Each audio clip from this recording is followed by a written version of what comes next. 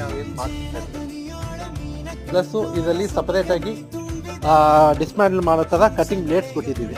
Suppose ನಿಮ್ಗೆ ಏನಾದರೂ cutting ಸರಿಯಾಗಿ ಆಗಿಲ್ಲ ಅಂದರೆ ನೀವೇ ಇದನ್ನು ರಿಮೂವ್ ಮಾಡಿಕೊಂಡು ನೀವು ಕಟಿಂಗ್ ಬ್ಲೇಡ್ನ ಬೇರೆ ಹೊಸದಾಗಿ ನೀವು ಹಾಕ್ಕೋಬೋದು. ಸೊ ಈಸಿಯಾಗಿ ಆಗುತ್ತೆ. ಪ್ಲಸ್ಸು ನೀವು ಬರೀ ಸೀಲಿಂಗ್ ಮಾಡ್ಕೋಬೇಕಂದ್ರೂ ಮಾಡ್ಕೋಬೋದು, ಇಲ್ಲ ಬರೀ ಕಟಿಂಗ್ ಮಾತ್ರ ಮಾಡಬೇಕಂದ್ರೂ ಮಾಡ್ಕೋಬೋದು. ಸೊ ಇವಾಗ ನಾನು ನಿಮ್ಗೆ ತೋರಿಸ್ತೀನಿ ನೋಡಿ ಇದು LD ಫಿಲಿಮು ಥಿಕ್ನೆಸ್ ಆಗಿರೋದು 1100 ಮೈಕ್ರಾನ್ಸ್ ಮೇಲೆ ಇರುತ್ತೆ. ಇದು 100 to 150 ಅಬೋ ಇರುತ್ತೆ ಇದು. ಸೊ ಇದು ರೋಲ್ ಫಾರ್ಮ್ ಆಗಿದೆ, ನಮ್ಮ ಕಸ್ಟಮರ್ ಯೂಸ್ ಮಾಡ್ತಾ ಇರೋದು. ಸೊ ಇದನ್ನು ನಾನು ಕಟ್ ಮಾಡಿ ಹೆಂಗೆ ಸೀಲ್ ಮಾಡೋದು ಎರಡನ್ನೂ ಸೈಮಲ್ಟೇನಿಯಸ್ ಆಗಿ ನಾನು ಮಾಡಿ ಕೊಡ್ತೀನಿ ನೋಡಿ.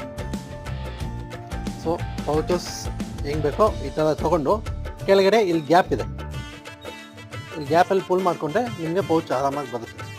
ಸೊ ಇಲ್ಲಿ ನೋಡಿದ್ರೆ ಇಲ್ಲಿ ಕಂಟ್ರೋಲ್ ಬಾಕ್ಸ್ ಆನ್ ಮಾಡ್ತೀನಿ ನೋಡಿ. ಆನ್ ಮಾಡಿದ ತಕ್ಷಣ ಪವರ್ ಸ್ವಿಚ್ ಆನ್ ಆಗುತ್ತೆ. ಸೊ ಇದು ಟೈಮರ್ ಇದು